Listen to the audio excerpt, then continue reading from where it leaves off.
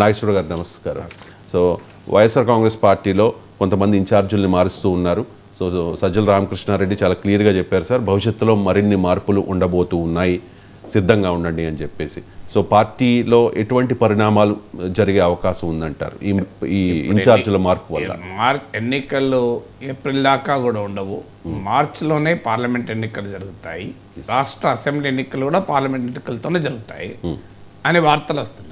ఎందుకంటే April May వచ్చే వరకు కరువు పరిస్థితులు దేశంలో ఏర్పడతాయి. డ్రాట్ కండిషన్స్ అధికార బీజేపీని దెబ్బతీస్తాయనే అంచనాతో march the right appropriate time ఎలక్షన్స్కు. ఇంకా ఎగ్జామ్స్ ఏప్రిల్లో ఉంటాయి కనుక చాలా రాష్ట్రాల్లో ఏప్రిల్లో ఎగ్జామ్స్ ఉంటాయి.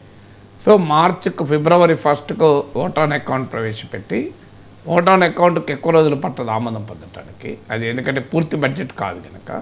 సో ఎన్నికలకు వెళ్తారు అనేటువంటి చర్చ నడుస్తుంది. ఈవెన్ ఫిబ్రవరిలోనే షెడ్యూల్ వస్తుందని. సో అందువల్ల వైసీపీ దానికి ప్రిపేర్ అవుతుంది. దీనికి మనకు తెలంగాణ ఎక్స్పీరియన్స్ వైఎస్ఆర్ కాంగ్రెస్కి ఉంది. ఇక్కడ కూడా ఒక 40 మంది ఎమ్మెల్యేల పట్ల తీవ్రమైన ప్రజా వ్యతిరేకత ఉంది. వాళ్ళను మారిస్తే లాభం జరుగుతుంది అని కేటీఆరే బహిరంగంగా చెప్పారు. ఎన్నికలకు ముందే చెప్పారు, ఇప్పుడు కాదు. సో అందువల్ల టీఆర్ఎస్ ఓటమికి కారణాలు విశ్లేషించేటప్పుడు కాన్స్టిట్యున్సీ లెవెల్ యాంటీ ఇన్కంబెన్సీ ఒక ముఖ్య కారణంగా విశ్లేషణ వస్తుంది. ఎప్పుడు కూడా యాంటీ ఇన్కంబెన్సీ 2 లెవెల్లో ఉంటుంది. ఒకటి రాష్ట్ర ప్రభుత్వ స్థాయిలో రాష్ట్ర ముఖ్యమంత్రి ఆయన క్యాబినెట్ పట్ల సంతృప్తి అసంతృప్తి, ప్రో ఇన్కంబెన్సీ యాంటీ ఇన్కంబెన్సీ. అలాగే కాన్స్టిట్యున్సీ లెవెల్ యాంటీ ఇన్కంబెన్సీ అంటే ఒక నియోజకవర్గంలో స్థానిక ఎమ్మెల్యే పట్ల సంతృప్తి అసంతృప్తి. జాతీయ పార్టీలు ఏమవుతాయంటే రాష్ట్ర స్థాయిలో ఉండే అసంతృప్తిని అధిగమించడానికి ముఖ్యమంత్రినే మారుస్తుంటారు. ఇప్పుడు మనకు బీజేపీలో గుజరాత్లో ముఖ్యమంత్రి మార్చారు చివరి నిమిషంలో. సో అలా ముఖ్యమంత్రిని మార్చడం ద్వారా రాష్ట్ర ప్రభుత్వ స్థాయిలో ఉండే యాంటీ ఇన్కంబెన్సీని అధిగమిస్తారు. కానీ ప్రాంతీయ పార్టీల్లో అది సాధ్యం కాదు. అందువల్ల ముఖ్యమంత్రి పైన ప్రభుత్వం పైన సంతృప్తి ఉన్నా అసంతృప్తి ఉన్నా ఆ నాయకుడి నాయకత్వంలో ఎన్నికలకు పోవాలి. తెలుగుదేశంలో చంద్రబాబు నాయుడు మార్చలేరు, బీఆర్ఎస్లో కేసీఆర్ను మార్చలేరు, వైసీపీలో జగన్ మార్చలేరు. అందువల్ల ఇక మార్పుకు అవకాశం ఉంది యాంటీ ఇన్కంబెన్సీ ఎదుర్కోవటానికి అంటే ఇక ఎమ్మెల్యేల స్థాయిలో విధానాల స్థాయిలో మార్పులు చేర్పులు చేసుకోవడం ద్వారా కూడా యాంటీ ఇన్కంబెన్సీని అధిగమించవచ్చు. కానీ ఎన్నికల సమయంలో అంటే ఎలక్షన్స్ 2-3 నెలలు ఉండగా భారీ ఎత్తున విధానపరమైన మార్పులకు స్కోప్ ఉండదు. ఒకవేళ మార్చినా కూడా అది ఎలక్షన్ దృష్టిలో పెట్టుకొని మార్చారని ప్రజలు భావిస్తారు. అందువల్ల ఇక ప్రజలపైన బలమైన ప్రభావం చూపగలిగిన మార్పు ఏదైనా ఉంది అంటే అది ఎమ్మెల్యే అభ్యర్థులు మార్చడమే. ఎమ్మెల్యే అభ్యర్థుల మార్పు వల్ల విజిబుల్ యాంగర్ ఏదైనా ఉంటే అది పోతుంది. ఇప్పుడు బీఆర్ఎస్ అనుభవం కూడా అదే. కనీసం ఒక 40 నియోజకవర్గాల్లో ప్రజల్లో తీవ్రమైన వ్యతిరేకత ఉంది. వారిని మార్చకపోవడం కూడా కాంగ్రెస్ ప్రచారం కేసీఆర్ ఆంబావం అన్న ప్రచారానికి బలాన్ని చేకూర్చింది. చూడండి, ఇంత వ్యతిరేకత ఉండి ప్రజాకంటకుల్ని కూడా కేసీఆర్ మళ్ళీ పెడుతున్నాడు అంటే కేసీఆర్ ప్రజలకు సంబంధం లేదు, ఆయన చేయదలుచుకుంది చేస్తాడు అనే భావన పెరగడానికి కారణమైంది. ఈ 30-40 నియోజకవర్గాల్లో ఉన్న ప్రజా వ్యతిరేకత కాస్త ఇతర చోట్లకు వ్యాపించడానికి కూడా కారణమైంది. మీకు కర్ణాటకలో కూడా కాంగ్రెస్ పార్టీ అభ్యర్థులు మార్చింది.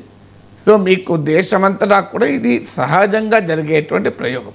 అయితే మీకు ఛత్తీస్గఢ్లో కాంగ్రెస్ పార్టీ కూడా అభ్యర్థులు మార్చింది, అయినా గెలవలేదు. సో అదొక డైమెన్షన్. కేరళలో సిపిఎం అత్యధిక అభ్యర్థులు చాలా గణనీయమైన సంఖ్యలో అభ్యర్థులు మార్చింది, ఆ పార్టీ లాభపడ్డది కూడా. ఈవెన్ కొత్త క్యాబినెట్లో కూడా పాత మంత్రులు ఎవరూ లేరు, ఒక ముఖ్యమంత్రి మినహా మంత్రులంతా కొత్త వాళ్ళే. సో అలా ఒక కొత్తదనాన్ని తీసుకురావటానికి రాజకీయ పార్టీలు చేసే సహజ ప్రక్రియ. ఇప్పుడు అందువల్ల 30 మందిని మారుస్తారా, 40 మందిని మారుస్తారా, 50 మందిని మారుస్తారా? సో ఇది వైసీపీ నేతలే చెప్తున్నారు ఓపెన్గా. ఇక వేరే వాళ్ళు జ్యోతిష్యాలు చెప్పడం ఏంటి? రఘురామకృష్ణరాజు 50 మందిని మారుస్తారు, అసలు జ్యోతిష్యాలకు అవకాశమే లేదు. ఆడ there is no element of speculation. వైసీపీయే చెప్పింది 11 మందిని మార్చాము, ఇప్పటికి ఇంకా మారుస్తాము, ఇది ప్రక్రియ కొనసాగుతుంది అని స్పష్టంగా వైసీపీ చెప్పింది. అందువల్ల ఇది ఒక ట్రైలర్ మాత్రమే, సినిమా ఫ్యూచర్లో ఉంది మనకు చూడాల్సింది. ఈ మార్పులు కూడా 3 రకాలుగా జరుగుతున్నాయి. ఒకటి అభ్యర్థులకు టోటల్గా టికెట్ ఇవ్వకపోవడం, అంటే డ్రాపింగ్ దెమ్. అది ఎమ్మెల్యేలకు కానివ్వండి, ఓడిపోయిన సీట్లలో గతంలో ఉన్న అభ్యర్థులకు కానివ్వండి. 2, కొంతమందిని పక్క నియోజకవర్గాలకు మారుస్తున్నారు. 3, కొంతమందిని ఎంపీలుగా కూడా పెట్టవచ్చు. ఈ 3 రకాల మార్పులు జరుగుతున్నాయి. ఈ జరిగే క్రమంలో వారితో వ్యక్తిగతంగా జగన్ మాట్లాడి వారికి రాజకీయంగా మళ్ళీ మీకు అకామిడేషన్ ఉంటుంది, ఏదో రూపంలో పొలిటికల్ అకామిడేషన్ ఉంటుంది అని హామీ ఇచ్చి, పాలిటిక్స్లో ఏంటంటే ఒక సాక్షి అవకాశం పోతే మళ్ళీ అవకాశం రాదు అని ఎవరమూ చెప్పలేము. ఎందుకంటే అవకాశాలు రకరకాల రూపాల్లో వస్తూ పోతూ ఉంటాయి. సో అందువల్ల వారికి మన ప్రభుత్వమే మళ్ళీ అధికారంలోకి వస్తుంది, మీకు మరో రూపంలో నేను చూసుకుంటానని హామీ ఇస్తూ ఈ ప్రక్రియ జరుగుతుంది. వాస్తవంగా ఈ ప్రక్రియ ఇవాళ కాదు, చాలా రోజులుగా ఒక్కొక్క ఎమ్మెల్యే పైన సర్వేలు చేసి వారిని పిలిచి, ఇంకో ఈ విషయంలో నీ లోపం ఉంది, ఈ విషయంలో నీవు ప్రజల వ్యతిరేకతను ఎదుర్కొంటున్నావు, పార్టీ యంత్రాంగంలో నీ పట్ల అసంతృప్తి ఉంది, వీటిని మార్చుకో అని చెప్తున్నాడు. చెప్పిన తర్వాత కూడా ఆ వ్యతిరేకత పోనప్పుడు వాళ్ళు మారుస్తున్నారు. ఈ ప్రక్రియ అంతా శాస్త్రీయంగా జరిగి, ఆబ్జెక్టివ్గా జరిగి, సరిగా జరిగితే ఈ మార్పులు వైసీపీకి లాభాన్ని చేస్తాయి. లేదు, ఇందులో గనక ఈ ప్రక్రియలో, అంటే ఈ ఫీడ్బ్యాక్ తీసుకునే ప్రక్రియలో తప్పు చేసి, అంచనాలు తప్పి, ప్రజల్లో బలమున్న వాళ్ళను కూడా మార్చి బలం లేని వాళ్ళను కంటిన్యూ చేస్తే నష్టపోతుంది. అది ఏం జరుగుతుంది అనేది ఎన్నికల ఫలితాలే తెలుస్తాయి మనకు.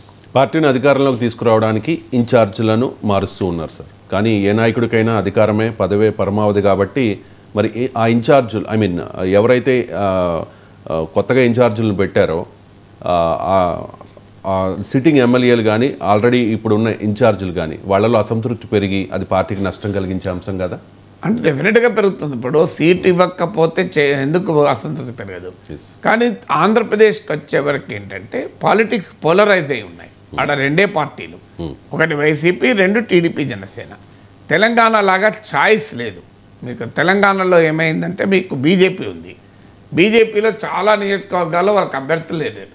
అందువల్ల ఎవరు వచ్చినా వాళ్ళకు ఇవ్వడానికి బీజేపీ రెడీగా ఉంది. ఇప్పుడు మీకు ఉదాహరణకు మునుగోడులో బీజేపీ అభ్యర్థికి అంతకుముందు 10,000 ఓట్లు వచ్చాయి, రాజగోపాల్ రెడ్డి వచ్చాడు, ఆయనకు 80,000 ఓట్లు వచ్చాయి.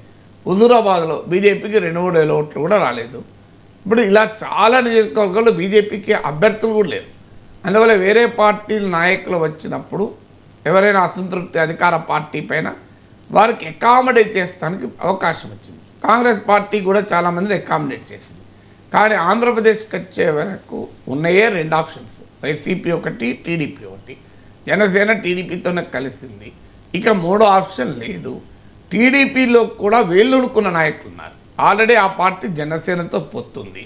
వాళ్ళు టీడీపీ జనసేన మధ్యలోనే టికెట్ల అభ్యర్థుల ఎంపిక ఇబ్బందిగా మారేది. మనం చూసాం జక్కంపేట, తూర్పుగోదావరి జిల్లాల్లో 2-3 చోట్ల మనకి ఈ ప్రాబ్లం మాకు చూసాం. అందువల్ల కొత్తగా ఇప్పుడు వైసీపీ నుంచి ఎవరైనా వస్తే వారిని అకామిడేట్ చేసుకునే పరిస్థితిలో తెలుగుదేశం ఉందా? ఎందుకంటే ఆల్రెడీ టీడీపీ అభ్యర్థి ఉన్నాడు, అక్కడ జనసేన తరఫున ఆస్పిరెంట్ ఉన్నారు. వీళ్ళిద్దరిలో ఒక్కరిని ఎంచుకోగలరు. ఈలోగా బీజేపీ వస్తుందని ఆశపడుతున్నారు, బీజేపీని కూడా రమ్మంటున్నారు. బీజేపీ కూడా కలిస్తే 3 పార్టీల అభ్యర్థులు ఉంటారు. ఇప్పుడు 4వ అభ్యర్థిగా వైసీపీ నుంచి బయటకు వచ్చిన వ్యక్తి చేరితే అతన్ని అకామిడేట్ చేయే అవకాశం ఉంటుందా? చేసినప్పుడు ఏం జరుగుతుంది? ఉదాహరణకు వైసీపీ నాయకుడు టీడీపీలో చేరుతాడు, అక్కడ ఆల్రెడీ టీడీపీ ఇన్ఛార్జ్ ఉంటాడు. వైసీపీ నాయకుడు టీడీపీలో ఎప్పుడు చేరుతాడు? తనకు ఎమ్మెల్యే టికెట్ ఇస్తానంటే చేరుతాడు. లేదు, వైసీపీ ప్రభుత్వం పోయి చంద్రబాబు నాయుడు ప్రభుత్వం తప్పనిసరిగా వస్తుంది అని నమ్మకంటే చేరుతాడు. సో ఇప్పటికిప్పుడు ప్రభుత్వం మారుతుంది అనే దానిపైన ఎవరికీ అంచనా లేవు. ఇకపోతే ఎమ్మెల్యేగా టికెట్ ఇచ్చారనుకోండి, మరి టీడీపీలో ఆల్రెడీ ఎమ్మెల్యే ఆస్పిరెంట్ ఉంటాడు, అతను పార్టీ మారడం అతను వైసీపీ ఆకర్షిస్తుంది. అంటే ఒక ప్లస్ అయితే ఒక మైనస్ అవుతుంది. ఓరు పోతే ఓరు వస్తారు. రాజకీయాల్లో జరిగేదే. ఇప్పుడు మంగళగిరిలో గంజి చిరంజీవి టీడీపీ నుంచి వచ్చాడు, ఇవాళ ఆళ్ళ రామకృష్ణారెడ్డి వైసీపీకి వెళ్ళిపోయాడు. సో ఒక ప్లస్ ఒక మైనస్ అవుతుంది. అందువల్ల వైసీపీ నుంచి ఎవరైనా వెళ్ళిపోయి టీడీపీలో చేరి అక్కడ అభ్యర్థి అయితే ఆటోమేటిక్గా అక్కడ టీడీపీ తరఫున ఉన్న అభ్యర్థి ఇటువైపు వస్తాడు. ఇప్పుడు మనం చూసాం కదా మునుగోడులో ఉప ఎన్నికల్లో బీజేపీ అభ్యర్థి కాస్త కాంగ్రెస్ అభ్యర్థి అయ్యాడు, కాంగ్రెస్ అభ్యర్థి కాస్త బీజేపీ అభ్యర్థి అవుతారు. సో ఇలా రాజకీయాల్లో చూస్తుంటాం మనం. ఇటువైపు అటు నుంచి ఇటు వస్తే ఇటు నుంచి వెళ్ళి అటు అభ్యర్థిస్తాడు. అందువల్ల పాలిటిక్స్లో ఒక ప్లస్ ఇంకో మైనస్ అవుతుంది. తర్వాత ఇంకొక ముఖ్యమైన అంశం కూడా ఏంటంటే ఆ అభ్యర్థి అన్పాపులర్ కనుకనే వైసీపీ మార్చినప్పుడు అతను ప్రతిపక్షంలో పోటీ చేస్తే వైసీపీ తల మీద పాలు పోసినట్టే కదా. అందుకే మా దగ్గర వైసీపీలో అన్పాపులరు, అతనే పాపులర్ అయితే జగన్ ఎందుకు వదులుకుంటాడు? అతను పాపులర్గా ఉండి మళ్ళీ గెలిచే అవకాశం ఉంటే జగన్ అతను వదులుకోడు కదా, ఆటోమేటిక్గా అతనికే టికెట్ ఇస్తాను. ఒకవేళ తప్పుడు అంచనాతో కనుక మార్చి ఉంటే అతను టీడీపీలో చేరితే అప్పుడు లాభం. కానీ అది అందుకే అల్టిమేట్గా కీలకమైనది ఈ మార్పు ప్రక్రియ సరైన అంచనాలపైన జరుగుతుందా, తప్పుడు అంచనాలపైన జరుగుతుందా? ఒకవేళ తప్పుడు అంచనాతో ఒక బలమున్న అభ్యర్థిని కనుక కోల్పోతే అది ప్రతిపక్ష లాభం అవుతుంది. ఆల్రెడీ అన్పాపులర్ క్యాండిడేట్ వెళ్ళి టీడీపీలో చేరితే టీడీపీకే నష్టం కదా, వైసీపీకే నష్టం. అందువల్ల ఆ క్యాండిడేట్ మారుస్తున్న అభ్యర్థి పాపులరా అన్పాపులరా, కొత్తగా తెస్తున్న అభ్యర్థి పాపులరా అన్పాపులరా. ఒక అన్పాపులర్ అయితేనే మార్చాల్సిన అవసరం లేదు. అన్పాపులర్ కాకపోయినా కూడా ఇంకో అభ్యర్థి కనుక బెటర్గా ఉంటాడు, ఇతర సామాజిక ఈక్వేషన్స్ వల్ల అనుకున్నప్పుడు కూడా మారుస్తున్నారు. ఇప్పుడు మంగళగిరిలో ఆళ్ళ రామకృష్ణారెడ్డి అన్పాపులర్ అనే అంశం మీదనే మార్చలే. అక్కడ సామాజిక సమీకరణలో భాగంగా పద్మశాలి వర్గానికి చెందిన అభ్యర్థికి ఇస్తే ప్రయోజనకరంగా ఉంటుందని అంచనాకు వచ్చారు కనుక గంజి చిరంజీవి వైపుగా వైసీపీ మొగ్గు చూపింది, రామకృష్ణారెడ్డి పార్టీ వదిలాడు. అందువల్ల ఈ లాభమా నష్టమా అనేది ఆ అంచనా సరిగా చేశారా లేదా అనే దానిపైన ఆధారపడి ఉంటుంది. సార్, కొంతమంది నియోజకవర్గ ఇన్ఛార్జుల్ని తొలగించారు, మరికొన్ని చోట్ల నియోజకవర్గాలను మార్చారు. సో నియోజకవర్గాలు మారిస్తే వారిలో ఉన్న అసంతృప్తి పోతుంది అనుకోవాలా? వారిలో అసంతృప్తి పోవడము పోకపోవడం అనేది ఇంపార్టెంట్ కాదు. ఎందుకంటే వారికి అక్కడ గెలిచే అవకాశం ఉంటే సంతృప్తి ఉంటుంది, లేకపోతే అసంతృప్తి ఉంటుంది. అది ఇష్యూ కాదు. ఇష్యూ ఏంటంటే మీరు అడగాల్సిన క్వశ్చన్ కూడా ఏంటంటే ఇలా మార్చినప్పుడు అసంతృప్తి అధిగమిస్తుందా పార్టీ? ఇప్పుడు వాళ్ళు అసంతృప్తి చెందడం సంతృప్తి చెందడం మనకి అది మొత్తం ఒకే చోట ఒకే రకంగా ఉండదు కదా. ఒక దగ్గర సంతృప్తి చెందొద్దు మారిస్తే ఇంకో దగ్గర సంతృప్తి చెందకపోవచ్చు. అందువల్ల వ్యక్తుల సంతృప్తి అనేది పొలిటికల్ క్వశ్చన్ కాదు. పొలిటికల్ క్వశ్చన్ ఏమవుతుంది అంటే మీరు ఒక అభ్యర్థి పైన ఒక నియోజకవర్గంలో అసంతృప్తి ఉంది అని మారుస్తున్నారు. మరి మార్చే వ్యక్తిని కొత్త నియోజకవర్గానికి పంపిస్తే అక్కడ మరి ఆ అసంతృప్తి ఉండదా అనే క్వశ్చన్ కీలకమైన పొలిటికల్ క్వశ్చన్. ఎందుకంటే మార్చడానికి కారణం ఏంటి? ఇతను అన్పాపులర్ అనే మారుస్తున్నాడు. మరి వేరే నియోజకవర్గంలో పాపులర్ ఎలా అవుతాడు అనే క్వశ్చన్ ముందుకు వస్తుంది. ఎందుకంటే కానీ మన దేశంలో ఇలా నియోజకవర్గాలు మార్చడం అనేది సహజం. ఇప్పుడు టీడీపీ ఆరోపిస్తున్న వైసీపీ మీద ఇవి పొలిటికల్ ట్రాన్స్ఫర్లా అని. కానీ పొలిటికల్ ట్రాన్స్ఫర్లు సహజం. అంటే వాళ్ళ ఉద్దేశం ఏంటంటే అధికారాన్ని బదిలీ చేస్తుంటారు, ఒక జిల్లా కలెక్టర్ని మరో జిల్లాకి వేస్తుంటారు. కానీ ఇలా అభ్యర్థుల్ని కూడా ట్రాన్స్ఫర్ చేస్తారని. కానీ చరిత్రలో చాలామంది ఇలా ట్రాన్స్ఫర్ అయ్యారు. సాక్షాత్తు చంద్రబాబు నాయుడే 1978లో చంద్రగిరి నుంచి ఎమ్మెల్యే, ఆ తర్వాత ఆయన కుప్పంకు ట్రాన్స్ఫర్ అయ్యారు.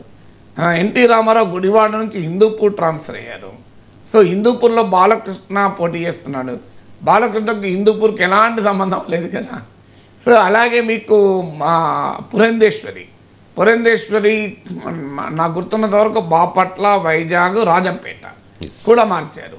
విజయమ్మని తీసుకెళ్ళి విశాఖలో పోటీ పెట్టారు. నెదురుమల్లి జనార్దన్ రెడ్డి కూడా నాకు వేరే విశాఖ నుంచి ఎక్కడి నుంచో పోటీ చేసినట్టున్నాడు, సబ్జెక్ట్ కరెక్షన్. సో ఇలా మార్పు అనేది సహజం. ఇప్పుడు మీకు నందిగామ రిజర్వ్ సీట్ అయ్యాక మైలవరంకు మారాడు మీకు దేవినేని ఉమా. సో ఇలా చాలామందిని మారుతూ ఉంటారు. ఇప్పుడు అభ్యర్థులుగా మారుతూ మీకు ఆనం రామనారాయణ రెడ్డి ఉంది, ఆయన వెంకటగిరి, ఆత్మకూరు, నెల్లూరులో సిటీలో ఆయన 3 చోట్ల అభ్యర్థులుగా పోటీ చేశాడు. సో ఆయన వెంకటగిరిలోనే మొదటి నుంచి లేడు. ఆత్మకూరు, వెంకటగిరి ఆ 2 నియోజకవర్గాల్లో ఆయన బలం ఉంది. ఈవెన్ నెల్లూరులో కూడా పోటీ చేశాడు. సో ఇలా అభ్యర్థులు అటు ఇటు మారడం అనేది సహజం. డీలిమిటేషన్ వస్తుంది. డీలిమిటేషన్ వచ్చినప్పుడైతే చాలామంది నియోజకవర్గాలు మారుతూ ఉంటారు. సో అలా మార్పు చేయడము అనేది ఒక రాజకీయ ప్రక్రియలో భాగం. ఇప్పుడు కేసీఆర్ గజ్వేల్ కాక కామారెడ్డిని పోటీ చేయలేదా? సో ఇలా మారుస్తూ ఉంటారు. అందువల్ల ఈ మార్పు ఏదో పొలిటికల్ ట్రాన్స్ఫర్స్ అని చెప్పలేము. అయితే మీరు పక్క నియోజకవర్గంలో అంటే ఒక నియోజకవర్గంలో ప్రజల వ్యతిరేకత ఉన్నా, ప్రజలకు అందుబాటు లేదన్న విమర్శలున్నా పార్టీ యంత్రాంగంలో వ్యతిరేకత ఉన్నా, అక్కడున్న స్థానిక నాయకులు వేరే వాళ్ళు బలంగా ఉన్నా, ఇంకో నియోజకవర్గంలో ఈ ఫ్యాక్టర్స్ ఉండకపోవచ్చు. ఆ నియోజకవర్గంలో ఇద్దరు కొట్టుకుంటున్నారనుకోండి, ఈ బయటను తీసుకొచ్చిన వ్యక్తి పెడితే ఇద్దరు వాళ్ళు పరస్పరం గోతులు తవ్వుకోరు. అందువల్ల ఇలాంటి అనేక లెక్కలు ఉంటాయి. అందువల్ల ఒక నాయకుడు ఒకే నియోజకవర్గంలో పాపులర్ ఉండాలని ఏం లేదు. అట్లీస్ట్ నెగిటివ్ ఫ్యాక్టర్స్ ఉండవు. ఇప్పుడు అక్కడ వైసీపీకి ఓటు వేసే వాళ్ళు జగన్ను చూసి ఓటేస్తారు. ఇప్పుడు మీకు ఒక అభ్యర్థిని చూసి మాత్రమే ఓటు వేయరు.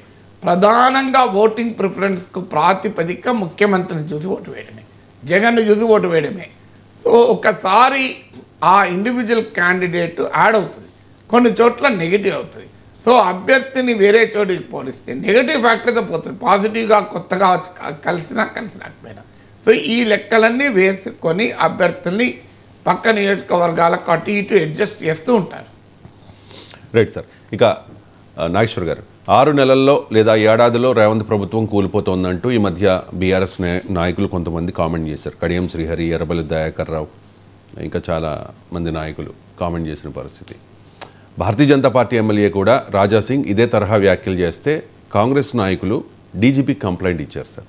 అసలు నిజంగానే కాంగ్రెస్ ప్రభుత్వాన్ని దించేందుకు కుట్ర జరుగుతోందా? అంటే ఆ కుట్ర జరుగుతున్నట్టు ఆధారాలుంటే కంప్లైంట్ ఇవ్వచ్చు, కానీ అది కూడా క్రిమినల్ యాక్ట్ ఏమైనా జరిగితే, లేకపోతే పొలిటికల్ లాబింగ్ జరిగితే పోలీస్ వ్యవస్థ చేసేదేం లేదు. ఒక ఎమ్మెల్యే పార్టీ మారితే పోలీసు వాళ్ళు చేంజెస్ అరెస్ట్ చేస్తారా? అట్లా ఎంతమంది ఎమ్మెల్యేలు పార్టీలు మారలే. సో ఎమ్మెల్యేలు పార్టీ మారించడం అదేమి సిఆర్పిసి కింద ఐపీసీ కింద నేరాలకు కాదు, పోలీసు వాళ్ళు చూసుకోవడానికి. ఏమైనా నేరం ఉంటే అది రిప్రజెంటేషన్ ఆఫ్ పీపుల్స్ యాక్ట్ కింద యాంటీ డిఫెక్షన్ లా కింద చూసుకోవాలి తప్ప, ఒక సభ్యుడు పార్టీ మారితే ఎమ్మెల్యే పార్టీ మారడం అనేది భారతదేశం ఇప్పుడు కొత్తగా అంటే వీటి పేర్లు కూడా మారాయి, ఐపీసీ సిఆర్పిసి పేర్లు. సో ఈ భారత న్యాయ సంహిత ప్రకారము వారేమి నేరం కాదు, అది ఏ సెక్షన్ కింద నేరం అవుతుంది. పార్టీ మారడం అనేది, రాజకీయ పార్టీ మారడం అనేది ఒక పొలిటికల్ ప్రక్రియ. It is not a criminal justice system issue కాదు. అందువల్ల వీళ్ళు డీజీపీ కంప్లైంట్ ఇవ్వడం ఓన్లీ సింబాలికే తప్ప దానివల్ల ప్రయోజనం ఏమీ ఉండదు. ఎందుకంటే ఒక రాజకీయ నాయకుని ప్రకటన పైన పోలీసులు ఇంటర్ఫేర్ కాలేరు. ఇప్పుడు ఈ ప్రభుత్వం పతనం అవుతుంది అని నేను ఈ ప్రభుత్వం ఎక్కువ రోజులు ఉండదు, కాంగ్రెస్లో కుమ్మలాట్లుంటాయని నేను విశ్లేషిస్తే, నేను టీవీలో నువ్వు ఇలా విశ్లేషించావు కనుక కుట్ర పడినా అని చెప్పి నా మీద పోలీసులు కేసు పెట్టారు. అందువల్ల రాజకీయపరమైన పరిణామాలని, ప్రకటనల్ని పోలీసు వ్యవస్థ కాదు పరిష్కరించేది. అది ప్రజాక్షేత్రంలో తేల్చుకోవాలి, రాజకీయ క్షేత్రంలో తేల్చుకోవాలి.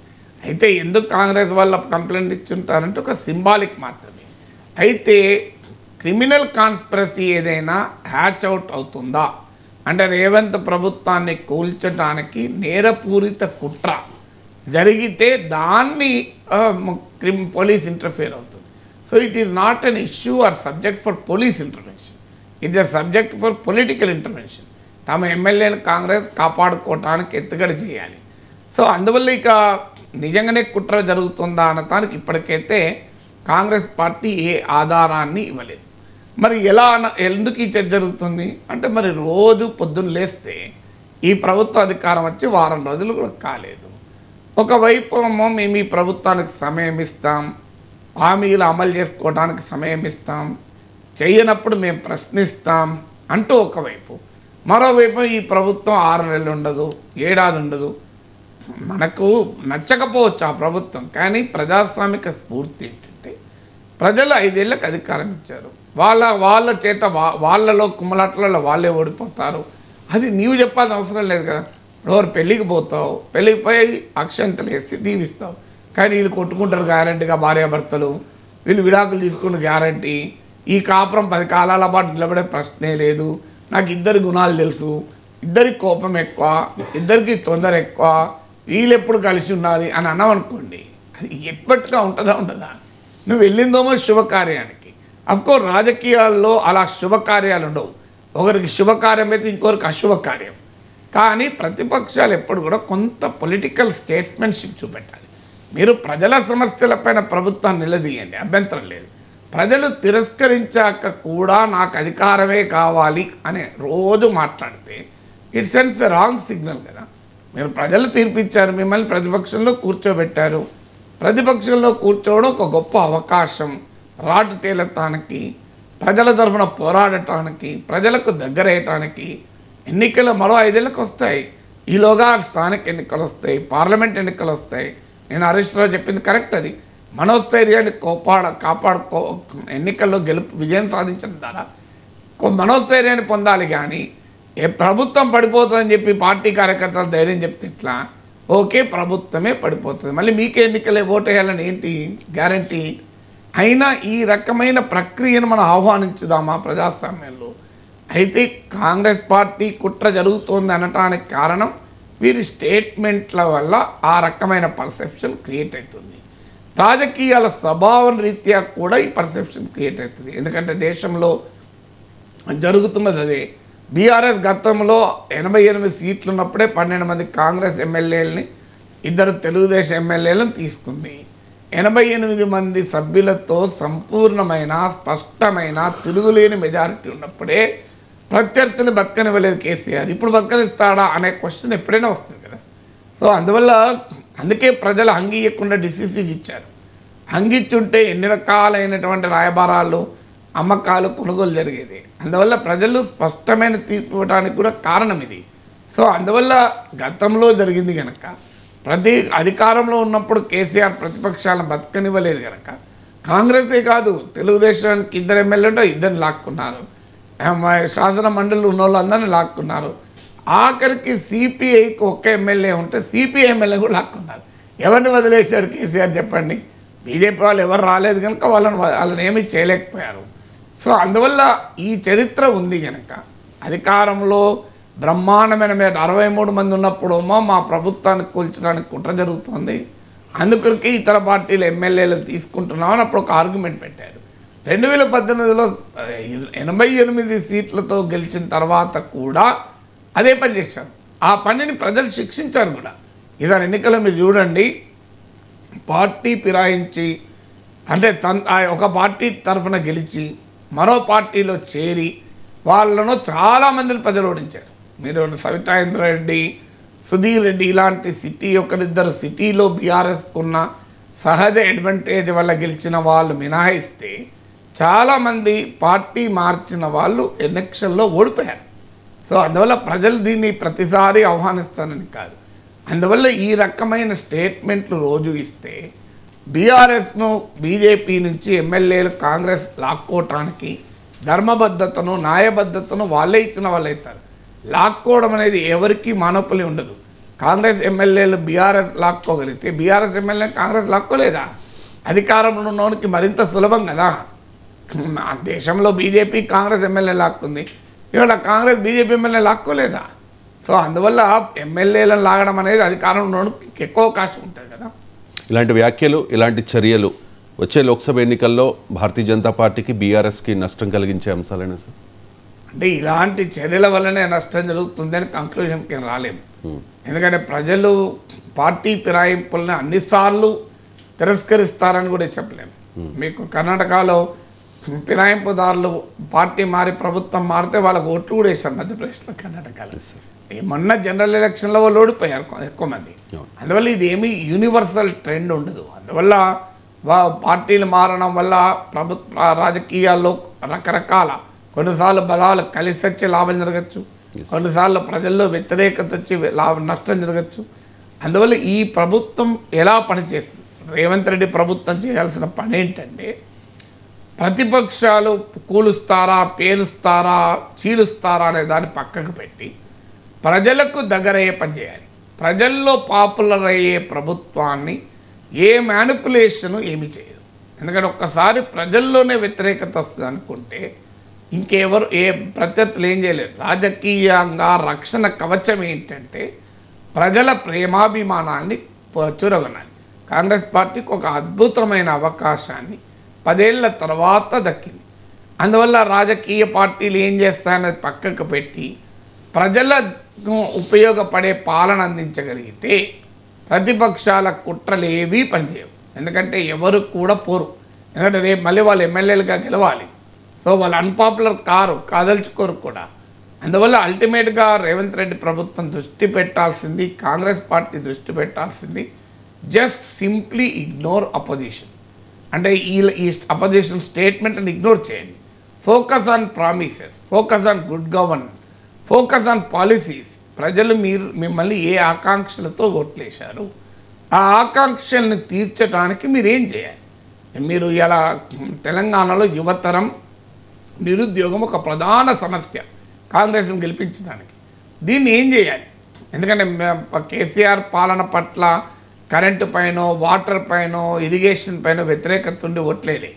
పవర్ మీరు ఈవెన్ ఇప్పుడు సిఎస్డిఎస్ లోక్నీతి వాళ్ళ పోస్ట్పోల్ స్టడీలో కూడా కరెంటు మెరుగైంది, తాగునీరు మెరుగైంది, సాగునీరు మెరుగైంది. ఇది ప్రజలు తమ భావన వ్యక్తం చేశారు. ప్రజలేమి అవి బాగా కాలేదని అనలేదు. కానీ ఎందుకు ఓటేశారంటే అనేక ఇతర ఫ్యాక్టర్లు ఓటేశారు. అందులో ఉదాహరణకు యువతరం అశాంతి. సో ఆ అశాంతిని అడ్రస్ చేయండి. సో వ్యవసాయానికి గిట్టుబాటు ధర, దాన్ని అడ్రస్ చేయండి. ధరల్లో 20 లక్షల కేసులు పెండింగ్ ఉన్నాయి, దాన్ని అడ్రస్ చేయండి. మీరు ఇలా విద్య, వైద్యం మీరు మెరుగ్గా ఇస్తామని బడ్జెట్ పెంచుతామన్నారు. దాంట్లో సమూలమైన మార్పులు చేసి ఒక అద్భుతమైన విద్యా వ్యవస్థను, ఆరోగ్య వ్యవస్థను నిర్మించండి. ఢిల్లీలో ఈ 2 అంశాల ఆధారంగానే ఢిల్లీలో గెలవడమే కాదు, పంజాబ్లో కూడా గెలిచింది. అందువల్ల కొత్తదనాన్ని ఆలోచించండి, న్యూ ఎకానమీని డెవలప్ చేయండి. ఒక కాంగ్రెస్ పార్టీ పైన ఒక ప్రశ్న ఏంటంటే, బీఆర్ఎస్ సమయంలో తెలంగాణలో డెవలప్మెంట్ జరిగింది, ఎకానమీ పెరిగింది. సో దాన్ని పెంచే కార్యక్రమం చేయండి, మీకు వనరులు పెరుగుతాయి. అందువల్ల ఎనర్జీస్ను పెట్టాల్సింది ఒక కొత్త పాలన ఇచ్చిపెట్టడానికి. దాన్ని వదిలేసి రాజకీయపరమైన ఎత్తులు పై ఎత్తులు ఎప్పుడు ఉంటాయి, వాటిని చూడాలి. అడ్రస్ చేయకుంటే నష్టం జరుగుతుంది, దాంట్లో కాదని అంటలేదు. కానీ మోర్ ఫోకస్ అండ్ ఎనర్జీ ఉండాలి పాలనపై. మెరుగైన పాలన ప్రజలకు ఇవ్వగలిగితే అదే రక్షణ కవచం రాజకీయాల్లో. ఎన్నికల ప్రచారంలో ఇచ్చిన హామీ ప్రకారం టీఎస్పీఎస్సీ ప్రక్షాళనకు రేవంత్ సర్కార్ సిద్ధమవుతోంది సార్. సో ఇప్పటికే TSPSC chairman Janardhan Reddy resign చేశారు. ఆ రిజైన్ పెండింగ్లో ఉంది, సభ్యులు కూడా రిజైన్ చేశారు. కానీ ఇప్పుడు జరగాల్సిందేంటి? నిరుద్యోగ యువత ఆకాంక్షలు నెరవేర్చే విధంగా ప్రభుత్వ ఉద్యోగాల విషయంలో రేవంత్ రెడ్డి సర్కార్ ఏం చేయాలి? అంటే ఒకటి, పబ్లిక్ సర్వీస్ కమిషన్ స్ట్రెంగ్తన్ చేయాలి. ఇప్పుడు ఫోకస్ టార్గెట్ వ్యక్తులపై ఉంది. వ్యక్తులతో ఒక వ్యక్తిపై ఇంకో వ్యక్తి వచ్చినంత మాత్రాన వ్యవస్థ మొత్తం ప్రక్షాళన అవుతుంది అనుకుంటే అది అమాయకత్వం. డెఫినెట్గా పబ్లిక్ సర్వీస్ కమిషన్ను ఒక రాజకీయ నిరుద్యోగుల రాజకీయ కాందిశీకుల నిలయంగా మార్చకూడదు, ప్రవాస కింద. వాస్తవంగా జనార్దన్ రెడ్డి రాజకీయ నేపథ్యం ఉన్నట్టుగా ఆయన ఒక ఐఏఎస్ అధికారి. ఇప్పుడు కానీ రాజకీయంగా సంబంధాలు ఉన్న వాళ్ళని పబ్లిక్ సర్వీస్ కమిషన్కు నియమిస్తూ ఉంటారు. ఆ పని చేయకుండా వివిధ రంగాల నిపుణుల్ని, సమర్థుల్ని పబ్లిక్ సర్వీస్ కమిషన్కు నియమించడం. సో అది ఒక మొదటి లక్ష్యంగా ఉండాలి. చైర్మన్ ఒక్కడే కాదు, ఈవెన్ మెంబర్స్ను కూడా మెరిట్ ఆధారంగా నియమించాలి. ఎందుకంటే పొలిటికల్ కన్సిడరేషన్స్ పైన నియమించకూడదు. కానీ సమస్యల్లో మీకు వ్యక్తులు కాదు, మీరు సర్వీస్ కమిషన్కు ఎంత మేరకు అధికారులు ఉన్నారు. మీకు ఒక ఉదాహరణ చెప్తాను. సాధారణంగా సర్వీస్ కమిషన్లకు ఇతర రాష్ట్రాల్లో నార్మల్ అడ్మినిస్ట్రేషన్కి ఒక సెక్రటరీ ఉంటే కాన్ఫిడెన్షియల్కి ఒక సెక్రటరీ ఉంటాడు. కానీ ఇక్కడ తెలంగాణ పబ్లిక్ సర్వీస్కి అలా లేదు. అదొక కారణం. మీకు చాలినంత స్టాఫ్ లేకపోతే డెఫినెట్గా సర్వీస్ కమిషన్ ఎఫెక్టివ్గా పనిచేయలేదు. రెండవది ఏంటంటే నోటిఫికేషన్లను గత ప్రభుత్వం చేసిన మిస్టేక్ ఏంటంటే 5 ఏళ్ళు ఒకేసారి ఎండింగ్లో డంప్ చేశారు. సో ఏ వ్యవస్థ అయినా ఒకేసారి అనేక నోటిఫికేషన్లు వచ్చినప్పుడు గందరగోళం ఏర్పడుతుంది. సో అది ఎంత సమర్థమైన వ్యవస్థ ఉన్నా కూడా అనివార్యమవుతుంది. సో ఆ రకమైనటువంటి డంపింగ్ కాకుండా ఒక స్ప్రెడ్ ఓవర్, ఒక సిస్టమాటిక్గా పరీక్షల నిర్వహణ చేయాలి. ఇక ఆ బెస్ట్ ప్రాక్టీసెస్ను ఎలా అమలు చేస్తావు, పబ్లిక్ సర్వీస్ కమిషన్లో పేపర్ లీకేజ్ కాకుండా ఎలా చూస్తావు, సాంకేతిక పరమైన అంశాలను ఎలా జాగ్రత్త పడతావు, ఇవన్నీ ఒక డైమెన్షన్. దీంతో పాటు ఏం చేయగలగాలి అంటే అసలు ప్రభుత్వ ఉద్యోగాలు ఎన్నున్నాయి ఖాళీగా, ఒక తెలంగాణ ప్రజలకు మెరుగైన సేవలు అందించడానికి ఎంతమంది ప్రభుత్వ ఉద్యోగులు అవసరం. ప్రభుత్వ ఉద్యోగాలు నిరుద్యోగులకు ఉద్యోగాలు ఇవ్వడం కొరకే కాదు, ప్రజలకు మెరుగైన పాలన ఇవ్వడం. ఇప్పుడు తెలంగాణలో స్కూళ్ళు ఎన్ని, ప్రతి స్కూల్కు సబ్జెక్ట్కి ఒక టీచర్ ఉంటే ఎంతమంది టీచర్లు అవసరం, అది క్రైటీరియా. మనం కొన్ని స్కూళ్ళలో 10 మంది టీచర్లు ఉంటారు, 16 మంది విద్యార్థులు ఉంటారు. అక్కడ టీచర్ రిక్రూట్మెంట్ చేసి ఇంకా 4 రిక్రూట్ చేస్తే it's a colossal wastage of money. జరగాల్సింది ఏంటి అంటే అక్కడ ముందు ఆ రేషనలైజేషన్ జరిపి స్టూడెంట్ టీచర్ రేషియో యూనిఫామ్గా చేసి మెరుగైన విద్యా బోధన అందించి ప్రభుత్వ పాఠశాలలో పిల్లల సంఖ్య పెంచేలా చర్యలు తీసుకోవాలి. అలా తీసుకోవడం ద్వారా ఎంతమంది టీచర్లు అవసరమో అంచనా వేయగలగాలి. సో అలా లేకుండా నీవు కేవలం రిక్రూట్మెంట్ చేసినంత మాత్రాన నిరుద్యోగులకు ఆనందం రావచ్చు, కానీ ప్రజలకు మెరుగైన సేవలు రావు. అందువల్ల ప్రజలకు మెరుగైనటువంటి విద్యా వ్యవస్థ ఏర్పాటు కావాలి, ప్రభుత్వ వ్యవస్థలు ఏర్పాటు కావాలి. దాంతోపాటు ఇప్పుడు ఒక జాబ్ క్యాలెండర్ విడుదల చేసింది కాంగ్రెస్ పార్టీ ఎన్నికల మేనిఫెస్టోలో. ఆ జాబ్ క్యాలెండర్కు ఖచ్చితంగా అడిహర్ అయి ఉండడం, కట్టుబడి ఉండడం, అలాగే నోటిఫికేషన్లను లీగల్ లూప్హోల్స్ లేకుండా చూసుకోవడం. చాలా సందర్భాలు ఏం జరుగుతుందంటే ఒక నోటిఫికేషన్ రావడంతోనో కేసు పడుతుంది, ఆ పరీక్ష వాయిదా పడుతుంది. అందువల్ల ఈ టైం టేబుల్ జాబ్ క్యాలెండర్ను ఫాలో అయితే నిరుద్యోగ యువతలో అశాంతి ఉండదు. ఇప్పుడు సమస్య ఏమవుతుంది అంటే ఎప్పుడు నోటిఫికేషన్ వస్తుందో తెలియదు, ఎప్పుడు పరీక్ష జరుగుతుందో తెలియదు, ఎప్పుడు రిజల్ట్ వస్తుందో తెలియదు.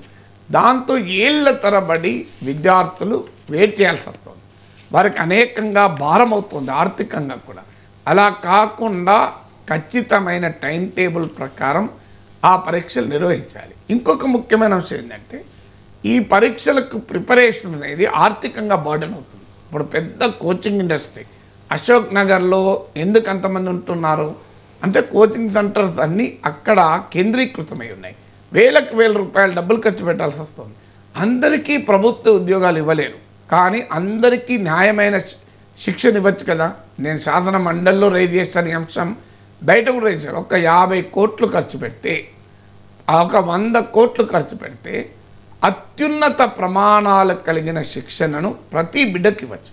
అంటే ఆదిలాబాద్ జిల్లా ఉట్నూరులో ఒక అటవీ ప్రాంతంలో ఉన్న బిడ్డ అయినా, అశోక్ నగర్లో ప్రిపేర్ అయ్యే బిడ్డ అయినా ఒకే రకమైన శిక్షణ పొందొచ్చు.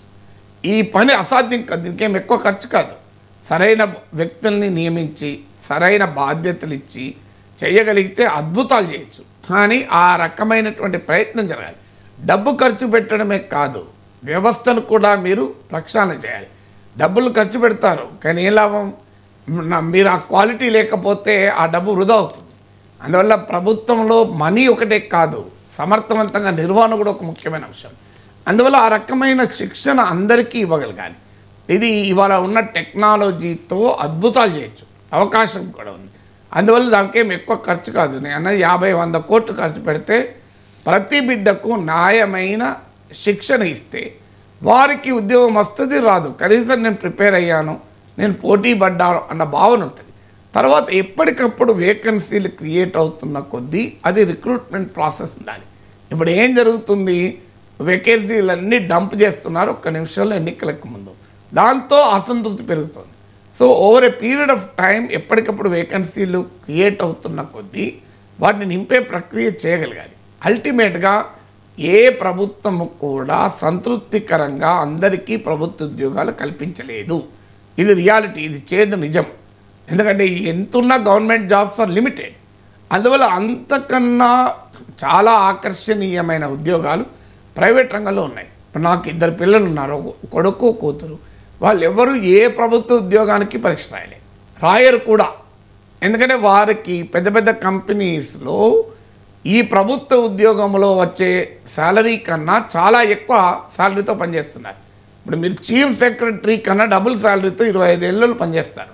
26 ఏళ్ళ పిల్లలకు మీరు ఐటీ రంగంలో కానీ ఇతర రంగాల్లో కానీ ఒక 30 ఏళ్ళ అనుభవం ఉన్న senior most IAS officer chief secretary కన్నా ఎక్కువ శాలరీ.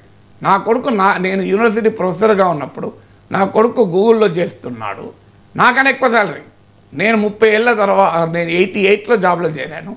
35 ఇయర్స్ తర్వాత ఒక యూనివర్సిటీ ప్రొఫెసర్గా నేను తీసుకుంటున్న వేతనం కన్నా 26 ఏళ్ళు 25 ఏళ్ళ పిల్లవాడు 27 ఏళ్ళ పిల్లవాడు ఎక్కువ శాలరీ తీసుకుంటున్నాడు. సో ఆ రకమైన ఎకానమీ మారిపోయింది, ఇప్పుడు ఇదివరలాగా లేదు. సో అందువల్ల దానికి తగ్గట్టుగా మన యూత్ను ప్రిపేర్ చేయడం, ఒక అద్భుతమైన నైపుణ్యం ఇవ్వడం, సమస్య ఏంటంటే ఇవాళ ఇంజనీరింగ్ ఎడ్యుకేషన్ తెలంగాణలో కానీ ఆంధ్రాలో కానీ ఎంత వీక్ ఉన్నది. వాళ్ళు బీటెక్ చేస్తారు, కనీసమైన టెక్నాలజీ తెలియదు. మరి ఇలాంటి వాళ్ళు ఎలా జాబ్ మార్కెట్లో జాబ్స్ వస్తాయి? అందువల్ల ఉన్నత విద్యను ప్రక్షాళనం చేసి నైపుణ్యం కలిగినటువంటి బిడ్డల్ని తయారు చేయడం, వారిని ఎకానమీకి అనుగుణంగా. ఇవాళ ఆర్థిక వ్యవస్థలో ఉన్న సమస్య ఏంటంటే నిరుద్యోగం కాదు ఈ దేశంలో ఉన్నది, టాలెంటెడ్ మ్యాన్ పవర్ కూడా దొరుకుతలేరు. మీరు ఏ కంపెనీని అడగండి, నాకు నాణ్యతా ప్రమాణాలు కలిగిన మ్యాన్ పవర్ దొరుకుతలేరన్న కంప్లైంట్ కూడా ఉంది. ఎలాంటి చీఫ్ అన్నాడు, నాకు ఒక గుడ్ మెకానికల్ ఇంజనీర్ దొరుకుతలేడు అని. సో ఈవెన్ సాఫ్ట్వేర్ కంపెనీలు కూడా అవే చెప్తున్నాయి, మాకు హైలీ స్కిల్ మ్యాన్ పవర్ దొరుకుతలేరు అని. అందువల్ల ఆ రకమైన నైపుణ్యాన్ని కనుక పెంచగలిగితే, ఎంటర్ప్రైజ్ కనుక పెంచగలిగితే, ఎకనామిక్ ఆపర్చునిటీస్ని హార్నెస్ చేయగలిగితే, కొత్త ఎకనామిక్ ఆపర్చునిటీస్ క్రియేట్ చేయగలిగితే, దానికి తగ్గట్టుగా డెవలప్మెంట్ పాలసీస్ను క్రియేట్ చేయగలిగితే తెలంగాణలో ఒక వైబ్రెంట్ ఎంప్లాయ్మెంట్ ఇకోసిస్టాన్ని క్రియేట్ చేయవచ్చు. ఇదేం అసాధ్యం కాదు. దాని వైపుగా ప్రభుత్వం దృష్టి పెట్టాలి. ఎందుకంటే ప్రభుత్వ ఉద్యోగాలే అందరికీ రావడం సాధ్యం కాదు.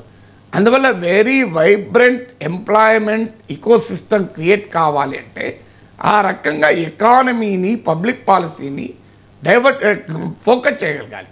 ఈ పని చేయడం ద్వారా కాంగ్రెస్ ప్రభుత్వం ఈ సమస్యను అధిగమిస్తుంది. కానీ లేకపోతే గత ప్రభుత్వం పైన ఏ అసంతృప్తి ఉందో మళ్ళీ ఎన్నడో ఒక రోజు ఈ ప్రభుత్వంపై కూడా చుట్టుకుంటుంది.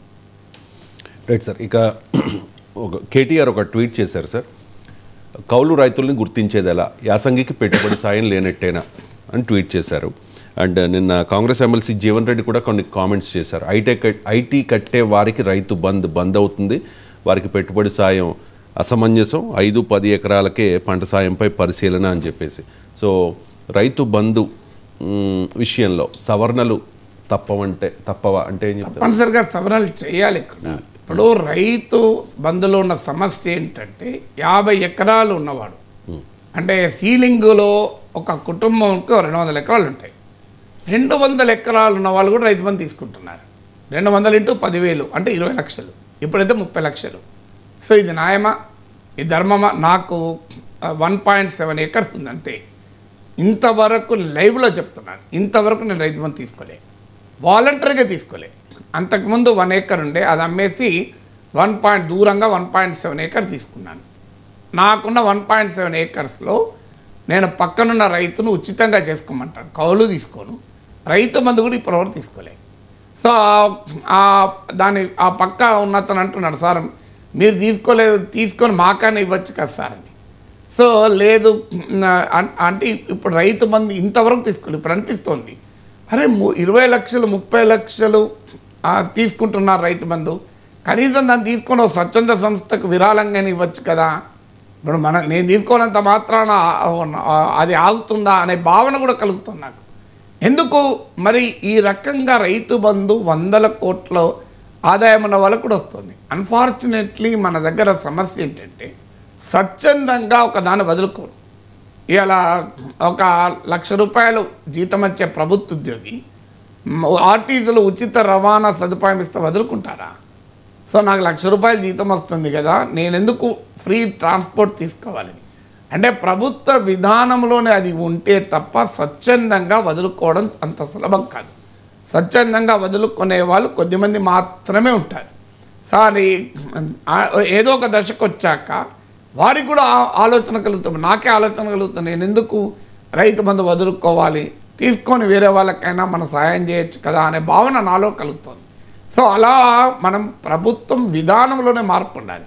ఇన్కమ్ ట్యాక్స్ కట్టే వాళ్ళు ఆల్రెడీ కోట్లకు అధిపతిగా ఉన్న వాళ్ళకు ఎందుకు రైతు బంధు ఉండాలి? 20 ఎకరాలు 50 ఎకరాలు ఉన్న వాళ్ళ రైతు బంధు ఏంటి? అసలు భూమి పడావు పెడితే కూడా రైతు బంధు ఇస్తున్నారు. విచిత్రం ఏంటంటే అది భూ యజమాని బంధు, రైతు బంధు కాదు, అది భూ యజమాని బంధు. అంటే అది అగ్రికల్చరల్ ల్యాండ్గా అలాగే ఉంటే, నాన్ అగ్రికల్చరల్ ల్యాండ్గా మారితే రాకపోవచ్చు. అగ్రికల్చర్ ల్యాండ్ అలాగే ఉంటే నీకు భూమిలో పంట పండించకపోయినా కూడా ఇస్తున్నారు. ఇవాళ రైతు బంధు ఇచ్చి కూడా ఎందుకు మరి బీఆర్ఎస్ ప్రభుత్వం ఓడిపోయింది? మీరు ఏ లెక్కలను తీసుకోండి. హైదరాబాద్ సిటీలో బీజేపీ గెలిచింది. హైదరాబాద్లో ఉన్న సిటీలో రైతు బంధు వచ్చే వాళ్ళు ఎంతమంది ఉంటారు? చాలా నెగ్లిజిబుల్ కదా, ఊర్లలో ల్యాండ్ ఉంటే తప్ప. Yes sir. కానీ మరి హైదరాబాద్లో బీఆర్ఎస్ గెలిచింది. రైతు బంధు ఇచ్చిన గ్రామీణ ప్రాంతాల్లో ఓడిపోయింది. ఎస్. ఎందుకు ఓడిపోయిందంటే రీజన్ చెప్తాను. 2 ఎకరాలు ఉన్న రైతు ఏం చేస్తాడంటే ఇంకో 3 ఎకరాలు కౌలు తీసుకుంటాడు. ఆ 5 ఎకరాల వ్యవసాయం చేస్తాడు. ఇతనికి 2 ఎకరాలకు 20,000 రైతు బంధు వస్తుంది. కానీ ఆ 3 ఎకరాలు ఎవరి దగ్గర అయితే కౌలు తీసుకున్నాడో అతను ఏ పని చేయకుండా 30,000 తీసుకుంటున్నాడు. సో ఈ 20,000 వచ్చినందుకు ఆనందపడతలేడు. అతను ఎవరి దగ్గర అయితే కౌలు తీసుకున్నాడో డబ్బులు కట్టి నేను డబ్బులు ఇస్తున్నా, మళ్ళీ ప్రభుత్వం కూడా 30,000 ఇస్తుంది. ఇది అన్యాయం కాదా అనిపిస్తుంది. అందువల్ల చిన్న సన్నకారు రైతులు మన తెలంగాణలో అత్యధికం. వీరు రైతు బంధు పెద్ద రైతులకు అనేక ఎకరాల రైతులకు ఇవ్వడం పట్ల అసంతృప్తి ప్రభుత్వాన్ని దెబ్బతీసింది. వాళ్ళకు రైతు బంధు ఇవ్వడం కన్నా కూడా ఇదెక్కడ అన్యాయం? నేను కష్టపడి 5 ఎకరాలు దున్నుకుంటే నాకు 20,000 వస్తున్నాయి, పైగా నేను 3 ఎకరాలకు కౌలు కట్టాలి. ఆ రైతు కౌలు ఇచ్చిన అతనికి భారము లేదు, అతను వ్యవసాయం చేయడం లేదు, నేను ఇస్తున్న కౌలు పైగా ప్రభుత్వం కూడా 30,000 ఇస్తుంది. ఇదెక్కడ న్యాయం అనే భావన రైతుల్లో కలిగింది. ఇదే దెబ్బతీసింది. అంటే వ్యవసాయం చేయకపోయినా అటు ప్రభుత్వం నుంచి డబ్బులు, ఇటు కౌలుదారు నుంచి డబ్బులు, దానికి తోడు ప్రభుత్వ రుణాలు ల్యాండ్ ఉన్నోడికే వస్తుంది, భూమి దున్నేవాడికి రాదు. ఆ భూమి పైన అతను లోన్ తీసుకుంటాడు, రుణమాఫీ అతనికే. మీరు గమనించండి, వ్యవసాయం చేయడు కానీ రైతు బంధు వస్తుంది, అలాగే రుణమాఫీ జరుగుతుంది, ఇంకేదైనా సబ్సిడీలు ఉంటే తీసుకుంటాడు. కానీ భూమి దున్నుతున్న రైతుకు మాత్రం ఏమీ రాదు, ఒక ఉచిత విద్యుత్ తప్ప. ఇది వ్యవసాయ రంగంలో తీవ్రమైన గ్రామీణ శాంతికి రాజకీయ వ్యతిరేక కారణమైంది. అందువల్ల కౌలుదారులను గుర్తించడం అసాధ్యం కాదు. 2011లో కాంగ్రెస్ ప్రభుత్వమే కౌలుదారుల గుర్తింపు కార్డులు ఇచ్చింది. నేను శాసన మండలిలో అప్పుడు సభ్యుని, దానికి ఒక చట్టం కూడా చేసింది. ఆ చట్టంలో కౌలుదారు గుర్తింపు కార్డు ఇస్తాం కానీ యాజమాన్య హక్కులు మారవు అని రాశారు. అంటే ప్రతి ఏడాది ఈ కార్డు మారుతుంటుంది, ఒక్కరికే ఉండాలని లేదు. ఇవాళ ఒకరికి ఉంటే రేపు ఇంకొకరికి ఉండొచ్చు. అలా కౌలుదారులను గుర్తించగలిగితే నిజంగా వ్యవసాయం చేసే వారికే సహాయం చేస్తే ఈ వ్యతిరేకత ఉండదు. కానీ నేను లిమిట్ లేకుండా ఎన్ని ఎకరాలున్నా ఇస్తాను, అది కూడా మీరు విచిత్రం చూడండి. రైతుకు 2 ఎకరాలు 3 ఎకరాలు ఉన్న రైతు నిజంగా కష్టపడతాడు, అతనికి మీరు 30,000 40,000 ఇచ్చారు. 30 ఎకరాలు ఉన్న వారికి కూడా సేమ్ ఇవ్వచ్చు కదా. 30 ఎకరాలకు అలా ఇవ్వడం లేదు. 30 ఎకరాల 3 లక్షలు ఇస్తున్నారు. మనం 30 ఎకరాలు ఉన్న వాళ్ళు 3 లక్షలు ఇచ్చిన తర్వాత చిన్న సన్నకారు రైతు కోపం రాదా? అతనేమో కష్టపడుతున్నాడు, ఎకానమీ. 30 ఎకరాలు ఉన్న వాళ్ళు దున్నడు ఒక్కోసారి, అతను కౌలుకిచ్చి వెళ్ళిపోతాడు. అందువల్ల ఖచ్చితంగా రైతు బంధులో మార్పులు సమీక్షలు కావాలి. అది ఎలా జరగాలన్న దానిపైన విస్తృత చర్చ జరగాలి. సార్, రేపటి నుంచి తెలంగాణ అసెంబ్లీ సమావేశాలు ప్రారంభం కాబోతూ ఉన్నాయి. 10 ఏళ్ల పాటు అధికారంలో ఉన్న బీఆర్ఎస్ ఇప్పుడు ప్రతిపక్షంలో కూర్చోబోతోంది. సో అధికార ప్రతిపక్షాల ప్రతివ్యూహాలు ఏ విధంగా ఉండబోతూ ఉన్నాయి సార్? అంటే డెఫినెట్గా ఈసారి బలమైన ప్రతిపక్షం. గతంతో పోలిస్తే గతంలో ప్రతిపక్షాల నెంబర్స్ లేవు, ప్రభుత్వం కూడా ప్రతిపక్షాలను పట్టించుకోలేదు. కేసీఆర్ పైన ప్రధానమైన విమర్శలు ఇదొకటి. ఒక డెమోక్రటిక్ స్పిరిట్తో అపోజిషన్ గౌరవించేటువంటి ఒక పొలిటికల్ కల్చర్ అసెంబ్లీలో లేకుండే. మనం చాలా సందర్భాల్లో చూసాం, అపోజిషన్ అసలు ప్రభుత్వం ఏనాడు పట్టించుకోలేదు. సభ నుంచి సస్పెన్షన్లు, ఆ పని కాంగ్రెస్ ప్రభుత్వం చేయకూడదు, చేసే అవకాశం కూడా ఇప్పుడు తక్కువ. ఎందుకంటే ఆల్రెడీ బీఆర్ఎస్కు 39 మంది ఉన్నారు, 8 మంది బీజేపీ వాళ్ళు ఉన్నారు, 7 ఎంఐఎం వాళ్ళు ఉన్నారు. అంటే ప్రభుత్వానికి 65 మంది ఉంటే ప్రతిపక్షానికి 54 మంది ఉన్నారు. ఇది మొదటిగా. అంటే సంఖ్యాపరంగా చూసుకున్న కాంగ్రెస్ పార్టీకి ధీటుగా ప్రతిపక్షాల నెంబర్స్ ఉన్నాయి. రెండవది, అప్పుడు అన్ఈక్వల్ బ్యాటిల్.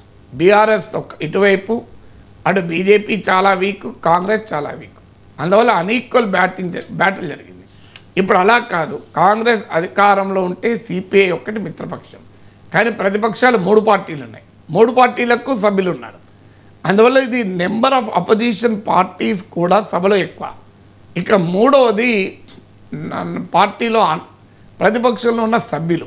మీరు బీఆర్ఎస్లో కానీ కాంగ్రెస్లో, మీకు ఎంఐఎంలో, బీజేపీలో కానీ, ముఖ్యంగా బీఆర్ఎస్లో చాలా అనుభవం కలిగిన నాయకులు ఉన్నారు. 10 ఏళ్ల పాటు మంత్రులుగా పనిచేసిన నాయకులు, ప్రజా జీవితంలో విశేషమైన అనుభవం సంపాదించుకున్న నాయకులు ఉన్నారు. కేటీఆర్ కావచ్చు, హరీష్ రావు, కడియం శ్రీహరి ఇట్లాంటి నాయకులు ఉన్నారు. వీళ్ళు చాలా సమర్థవంతంగా ప్రభుత్వాన్ని ఎదుర్కోగలిగిన సామర్థ్యం ఉన్న నేతలు. సో వీరు ఖచ్చితంగా తమ రోల్ ప్లే చేయగలరు. సో అందువల్ల చాలా రసవత్తరంగా జరుగుతుంది, జరగాలి కూడా. అయితే ప్రభుత్వము వైపు నుంచి ఒక ప్రయత్నం జరుగుతుంది. గత ప్రభుత్వ తప్పుల్ని సభ ముందు పెడతారు, ఎందుకంటే అది రాజకీయ అవసరం వారికి. ఈ ప్రభుత్వ లోపాలని ప్రతిపక్షాలు ఎత్తి చూపే ప్రయత్నం చేస్తాయి. అందుకే రైతు బంధులో మీరు కౌలుదారులను ఎలా గుర్తిస్తారు అని మొదలుపెట్టారు కదా, ఎలా ప్రక్షాళన చేస్తారు టీఎస్పీఎస్సీ, ఇలా ప్రభుత్వాన్ని మేము ఇరుకడ పెట్టము, అవకాశం ఇస్తాం అంటూనే సందర్భం వచ్చినప్పుడల్లా ప్రశ్నలు రైజ్ చేస్తారు. ఎందుకంటే రాబోయేదంతా పొలిటికల్ బ్యాటిలే. లోక్సభ ఎన్నికలు ఉన్నాయి, లోకల్ బాడీస్ ఎలక్షన్స్ ఉన్నాయి. అందువల్ల ఖచ్చితంగా ప్రభుత్వము గత ప్రభుత్వాలను ఎక్స్పోజ్ చేస్తానికి చూస్తుంది. ఈ ప్రభుత్వంలో తప్పులు పెట్టడానికి ప్రతిపక్షము చూస్తుంది. Right sir, thank you so much sir.